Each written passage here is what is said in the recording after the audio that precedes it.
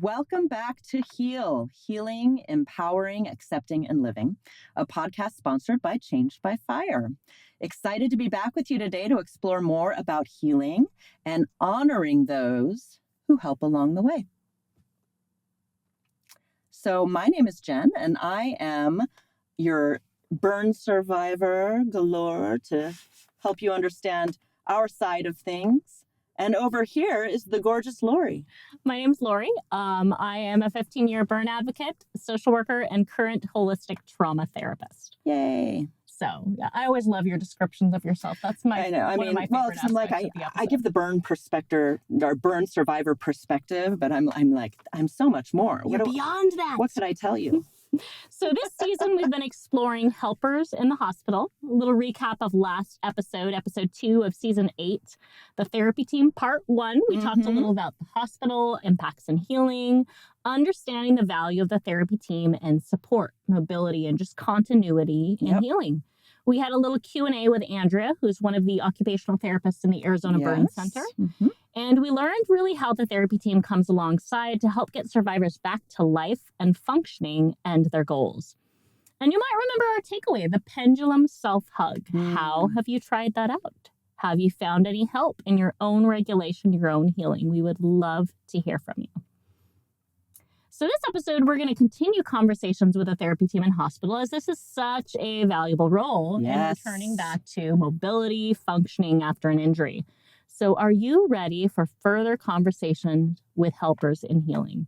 Let's get it started and let's get healing.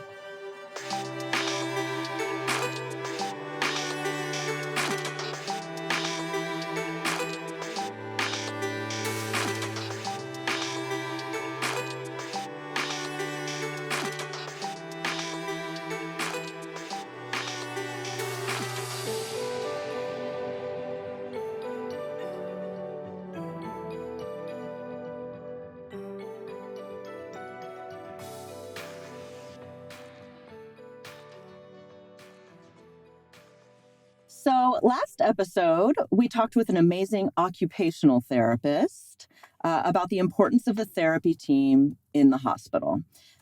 Since burn recovery starts upon hospital entry and admission, the therapy team is highly involved in much of the healing process, from the emergency room visit to the hospital stay and outpatient visits and then beyond. Burn therapists do so much with survivors and family members, teaching them about their skin, the healing support needs, moving and stretching the limbs to prevent contractures or skin tightening, and really helping support as much independence as possible. Jen, what are some of your memories around kind of therapy work in your healing journey? I mean, you interacted with therapists in the hospital, right? I sure did. Yep. I remember them clearly, just vivacious, bright lights in my day. You know, you're really scared when you're in the hospital, especially at the very beginning. I always say most of us don't really have many burn survivors in our life. We don't have an experience before arriving in the hospital and being like, oh my God, what's going on? And this looks terrible. And will I ever do the things that I did before? And I just remember the therapist coming in and you didn't feel any worry.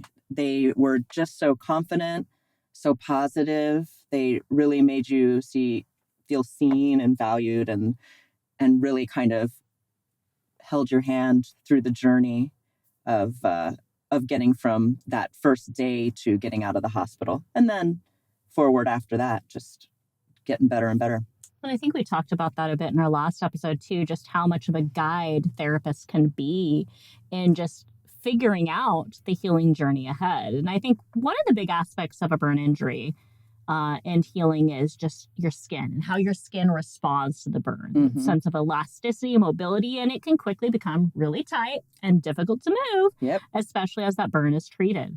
And so as burn skin heals, it can shrink. Areas can come tight, especially if you're not moving them. It can limit your mobility. And this is why the therapy team is so important.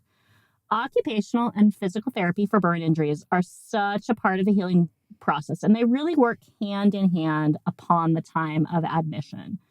So, last episode, we spoke to a wonderful occupational therapist about her role in the burn center and healing. So, this episode, we're going to explore that counterpart to the OT role, physical therapy. Mm-hmm.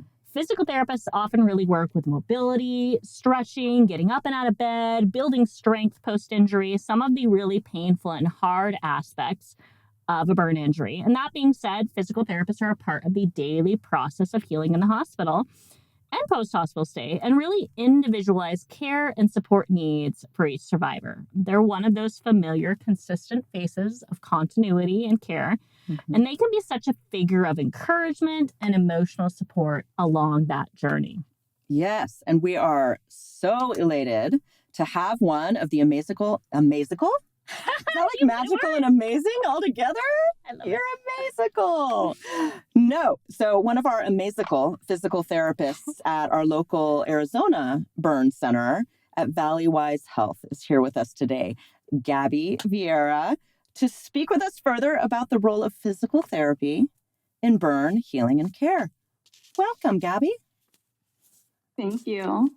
Yay. We're so grateful to have you here. Yes, it's definitely we are. A treasure, I think, to have anyone outside of the role. And we also know just how many hours you put in your role in the hospital. So thank you for taking the time for this today. Yes, indeed. And Sure. so the burn community is such a unique niche of care and healing support that often can require a lot of long and hard hours, further training and learning, a lot of big emotions and support needs. So how did you come to find the burn community and this particular role of care support? When I was in grad school, I always thought, even before grad school, really, I always thought I was going to go into orthopedic physical therapy. Mm-hmm. And when I was a student, I fell in love with integumentary class and wound care. And I noticed that the Arizona Burn Center actually had a student rotation. Oh. I applied, I got it. Got to spend 10 amazing weeks with my coworkers now. And I returned. They allowed me very graciously to come back as a full-time employee. So I'm very, very lucky that I met them. I love that. So you really kind of followed like your passion, what spoke to you in order to really meet and connect with the burn team. I did, yes. It just was kind of serendipitous. I started off right after I graduated as well in an orthopedic setting. 3 months passed, I started working at the burn center, and then I left orthopedics behind, and I was like, nope, this is where I belong. This is it. That's so cool. So to you, what does it mean to be a physical therapist? Like, how do you define your role and how you support burn survivors in healing?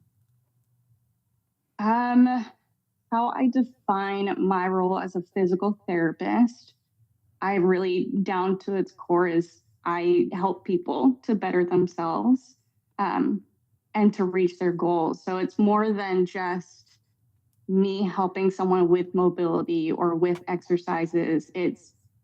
I'm helping someone to return to their daily activities, to return to who they were before their hospitalization. I'm someone that they can rely on, a safe place, just someone to be in their corner, kind of.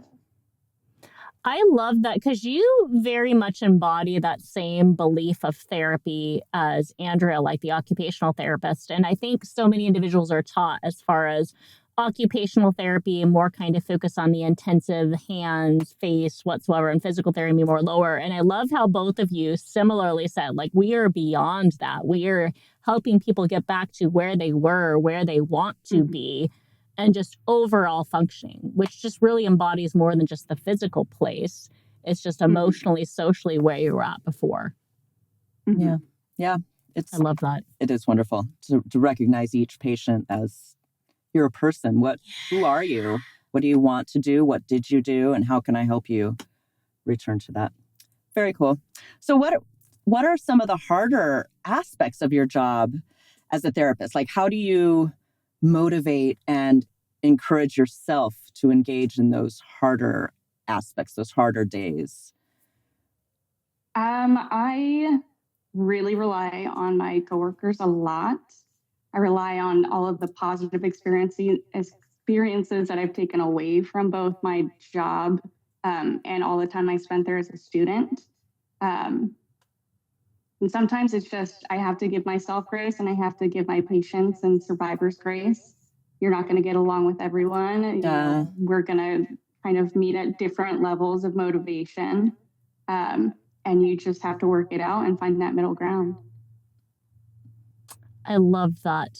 It's good. And even just that idea in terms of kind of recognizing, okay, you are not going to fit and mesh and match well with every person that you work with. And sometimes it is that, okay, where can we both stand at where we can find that middle plane of operation and at least respect and work with to getting you where you want to be. Yeah, absolutely. What about... Sometimes it means... Oh, go ahead. No, continue your thought there. Oh, okay. I was like, oh, we're frozen.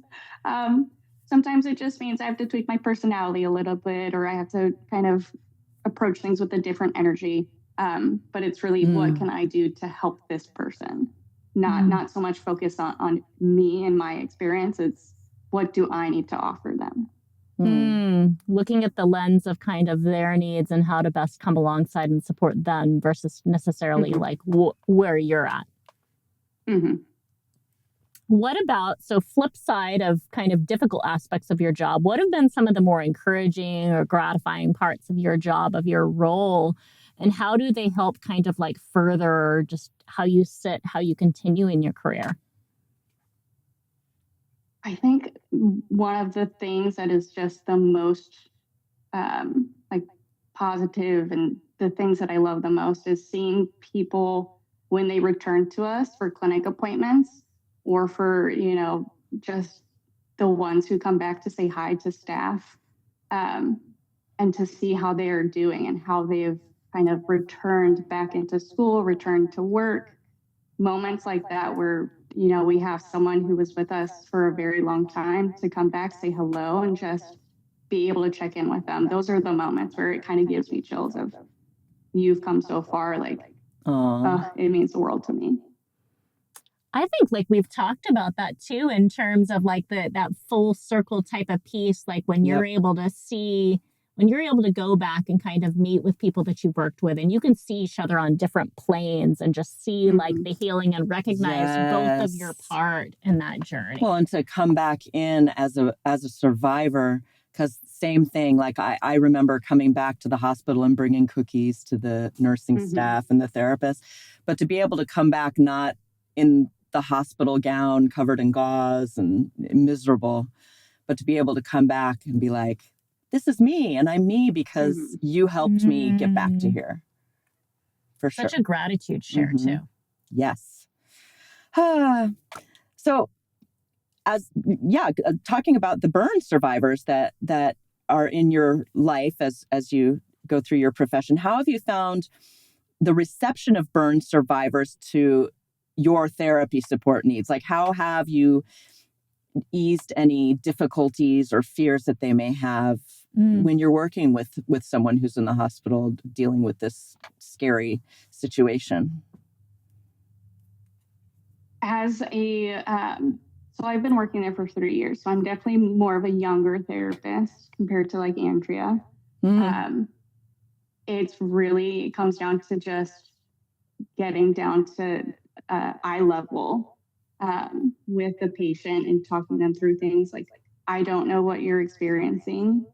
I can't relate to you on that level per se, but I can be there for you. So if you need to talk through things, like if you need a moment and we aren't doing therapy right now, like, I am here for you. We can just talk. I try my best to be a safe person for them. So yes, things are going to be hard when they're working with me, but sometimes, you know, you need a session where we're not doing therapy in a way that's obvious to them, maybe.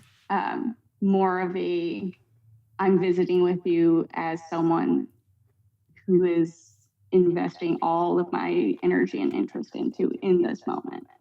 It's again like your role, like outside of that quintessential therapy role, but it's like, no, I'm going to take off my therapy hat now and we're going to kind of like navigate you. And I love that child life part of me, because I was a child life specialist for a while, just like getting on their level, getting like face to face and like having that kind of witnessing, owning, you know, where you're at and kind of like trying to connect and build that safe bridge. So invaluable. Kids and adults together. 100% agree. And that goes to being said, like the stories. Like, do you have any stories? Because I feel like stories is, again, another thing that really can propel us and help kind of engage and encourage us in healing and in supports needs, and just in sometimes even understanding like someone else's experience. Do you have any stories that that you feel kind of really demonstrate the growth, the healing supports that therapy can offer? Obviously being mindful, you know, HIPAA protection here. Right. I think one of my favorite stories, or not even a story, but just something that has stuck with me the most, is when I was a student, I worked with the patient on the very much acute side of things. And I mean, I was still learning. I did not know everything. I was stumbling at times. I had my amazing clinical instructor, though, kind of hold my hand, lead me through the things that I didn't understand at the time. And then I graduated from school. I started working at the orthopedic center that I was working at. And lo and behold, that same patient that I had as a student was in my clinic now. And so now I was seeing them on a completely outpatient basis, just helping them return to aspects of their life that they weren't quite ready for, or they weren't quite at the level they wanted to be at. And that was it, just hit a chord within me. Like, I saw the name, I recognized the name immediately. And I just thought, gosh, how lucky am I to see this person on this entire journey of where they started to where they are at now, and what role I got to play in that. Did you find that like that particular patient was as receptive to have and to work with you? Because it's like, again, like you're a bridge of continuity and familiarity there. Yes, we definitely had a strong relationship right off the bat, and their family would come to appointments as well. So it was just kind of a warm reunion, like I'm happy to see you right now. This is incredible. Again, like that bridge of safety and connection. Yeah, that's so cool. And more of that, you know, them coming at a different stage in their healing. It's just, yeah, it's so cool to be able to watch that. That was a cool interaction for you to be able to have. And a surprising one. Yes, I love that. Was not expecting it. Yeah. It was wild. That's cool. So, how do you partner with the occupational therapy team to support burn healing? So, like, what is it like to bring the multiple professions together in care, and how do you ensure you're on the same page and you're supporting individuals? Like, how do you all work together? I think it's really just checking in with each other in the beginning of the day, the middle of the day. You know, our team is very close knit, and I'm so very lucky to be able to work with them, to learn from them. So we start our day off, we make a game plan. You know, what do you want to focus on? What do I want to focus on during this session? Are we going to go back for multiple sessions? How can I support you if you're busy? Like, what role can I take on if you're not there? And I really so traditionally people think occupational therapy, like hand therapy, ADLs, activities of daily living, physical therapy, like big mobility portion. I really like to stir the pot. And I really, really enjoy learning from our occupational therapists on casting, you know, creating orthotics, working with hand therapists like Andrea herself. And I just try to soak in all the information that I can so that when we are co-treating, I understand what their goals are and what they're doing at that time, which our patients may not kind of recognize. but I can recognize because I've picked up on, oh, hey, this is what they're focusing on right now. Like, this is that fine dexterity, or this is the range of motion that they're looking for. These are the joints that they're looking at. I really like to just kind of take it all in and support when I can. And they are more than frequently, helping me out during moments where I can't be there as much as they can. Yeah. I love even that concept of kind of like you're noticing and honor and really respecting their work, and you're also mirroring and modeling that for like the patients, the families you visit, so they see more of that cohesive team working together, which that's such a confidence strength, I think, in therapy, when you see people working together and that sense of understanding, okay, I can kind of trust this more. Whereas if you see people working in any level of friction or opposition, it's a lot harder to trust the help and the supports that are offered you. Yeah. And I like that you learn from each other. Yes. You see, oh, that's their part. Here's my part. How do we bring this together to help the patient? That's a really wonderful thing to be able to really appreciate the other side and to learn how you fit together. Pieces of a puzzle. Yeah. Cool. So we ask all of our interviewees on this podcast, like we always have a point where we ask, like if you could offer anything to people who might listen to this podcast, which could be survivors, could be family members, could be staff members, could be anyone in the community, what insights or encouragements or supports in healing might you relay? Like from your profession, from your kind of experience, what might you say to others who might be newer in the journey and or others who might be working in similar professions or in a hospital setting such as like yourself? I mean, some of the encouragements or advice that I offer to just anyone in my life is ask for help, ask questions, write down the questions that pop up when you aren't around the person that you need to ask. And don't be afraid to ask 100 questions. I want to help educate people, and everyone wants to help educate the other person. And then make goals, but small goals. So that's definitely from like the physical therapist inside of me of, we make short-term goals for our patients, we make long-term goals for our patients, and we create them together.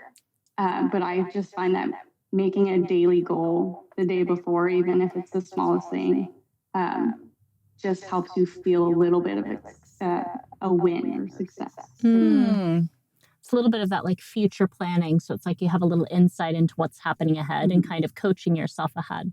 I love the asking for help. I mean, and it's so interesting how some individuals in society are it's like, no, I got to do it on my own, or like, we don't ask for help, or that's weak. So I love to hear when people say, no, like, that's what empowers you. That's what helps you learn, engage, and get and understand and grow. Absolutely. And when you have the valuable information coming from somebody like Gabby, take advantage. Like, when are you going to have this opportunity to have someone who knows so much about what you need? In this case, as a burn survivor, how am I going to do this and that in my life? Take advantage, ask the questions while they're there with you, for sure. And true in life in general. You are right. Cool. So, well, gosh, thank you so much, Gabby, for your time, your skills, the insights that you shared with us, and just the person you are and the role that you play in the hospital. As a burn survivor, I can tell you, you guys, you brighten our day while we're in the I'm going to get a little teary. But you do. You when you guys come into the room, it's like a bright part of the day. I think that someone to help us move forward, someone to help us get back what we had. It's that familiarity and safety piece. Yeah, for sure. So thank you so much on behalf of all of us at Changed by Fire, all of the burn survivors who listen and watch our podcast. Truly, you are a part of a team that really cares about, as well as physically and emotionally supports and empowers burn care and healing for the patients and the families alike. Thank you guys so much for having me.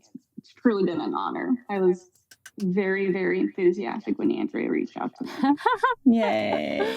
I love and this is such a really cool season that we get such an opportunity to really kind of like, I think, glean from the wisdom and the knowledge, like various professions, various helpers in healing. So I'm super excited to just see the feedback from everyone and just like the willingness to kind of step in and share about themselves and their roles. So thanks for being a part of this process.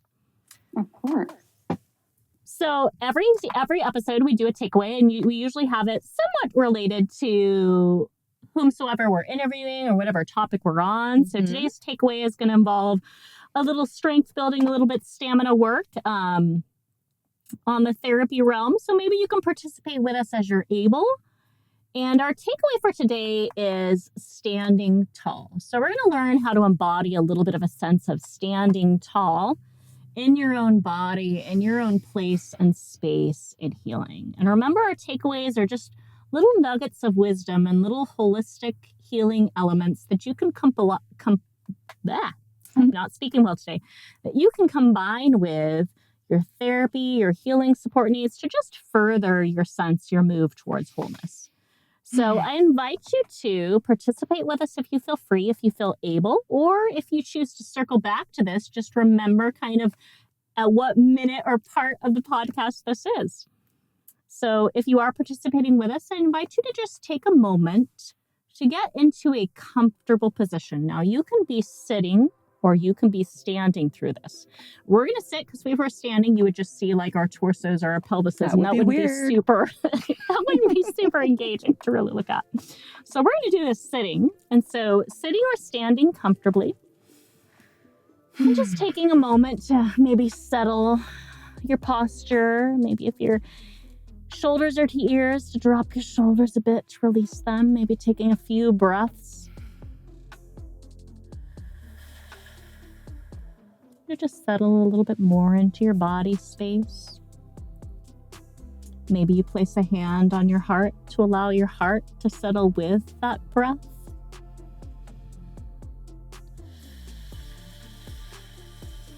You can close your eyes if that helps you center, helps you focus, or you can keep them open. Again, an invitation to your comfort level. And we're going to move through a series of noticing here. I'm going to start with noticing your feet. Notice your feet on the floor or on whatever ground you're standing, you're sitting on. And I invite you to gently press your toes or your feet into that ground and hold for just a few seconds.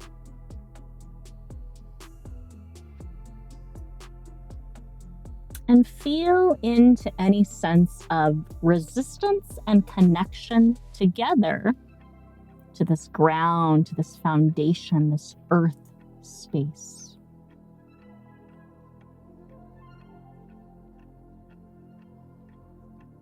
And we're going to move upwards or backwards a little bit here to our heels.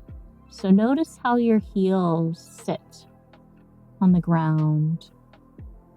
And see if you can feel into or press into your heels for just a moment. Being mindful of balance, of course. And feel into, again, that space of resistance and connection together.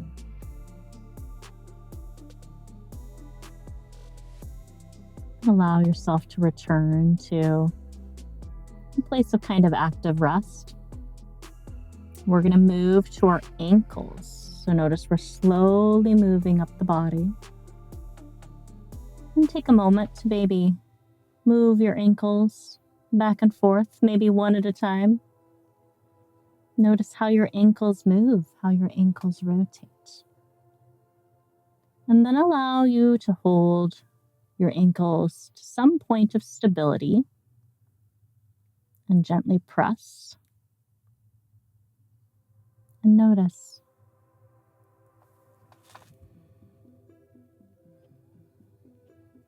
And then moving up to our legs. Now our legs encompass a long, big space of our body. So I invite you to move your legs around a little bit. Maybe that's gently rotating one leg and then the other. Maybe your lower legs first and then your upper legs. And after you've loosened your legs and how you hold them in that standing or sitting position, we're going to gently press your legs to the ground. And again, noticing that sense of tension and connection together.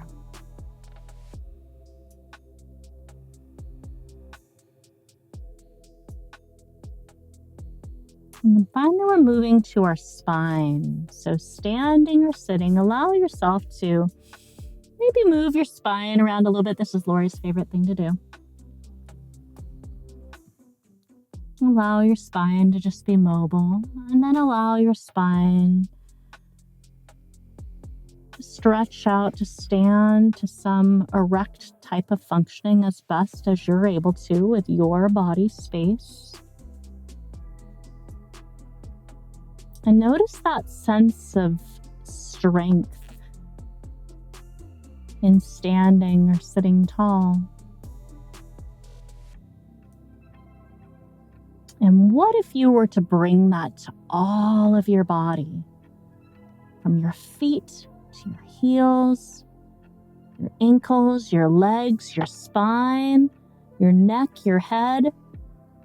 I invite you to posture in a tall position, maybe opening your hands a little bit for a sense of willingness, maybe softening your face, softening your jaw, maybe a gentle, soft smile to your face. And I invite you to breathe in a few breaths here. Breathe into that strength you have in your body, in your being right now. And notice and take and carry away what you choose as you continue this journey.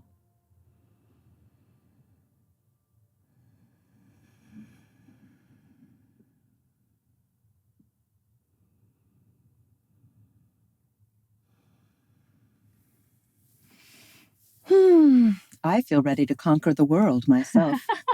Always bringing it back to the body. Yes, It's my job. I love it. Oh, I do. Let's tackle this day. Well, everybody, that brings us to the end of another episode. So thanks for being with us. In closing, Changed by Fire is a 501c3 nonprofit committed to helping burn survivors and their families cope and thrive in life after a burn, emotionally, psychologically, and socially, utilizing alternative healing methods such as EFT, equine therapy, burn scar massage, yoga, aromatherapy, meditation, breathwork, and more. We are excited to provide regular community events in Arizona to enhance relationships and community.